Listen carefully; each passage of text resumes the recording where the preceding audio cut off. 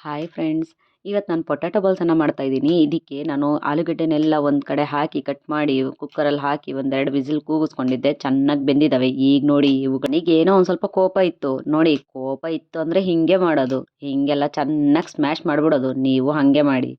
ಇವಾಗ ಸ್ವಲ್ಪ ಕೋಪ ಕಡಿಮೆ ಆಯಿತು. ಕೋಪ ಎಲ್ಲ ತೀರಿಸ್ಕೊಂಡಿರೋಂಥ ಈ ಆಲೂಗೆಡ್ಡೆಗೆ ಒಂದು ಸ್ವಲ್ಪ ಕೊತ್ತಂಬರಿ ಸೊಪ್ಪು, ಅರ್ಧ ಸ್ಪೂನಷ್ಟು ಸಕ್ಕರೆ, ಒಂದು ರುಚಿಗೆ ತಕ್ಕಷ್ಟು ಉಪ್ಪು, ಕಾರ್ನ್‌ಫ್ಲೋರು, ಚಿಲ್ಲಿ ಫ್ಲೇಕ್ಸನ್ನು ಹಾಕಿ ಒಂದು ಸ್ವಲ್ಪ ನೀರು ಹಾಕಿ ಮಿಕ್ಸ್ ಮಾಡಿ ಇಟ್ಕೊಂಡೆ.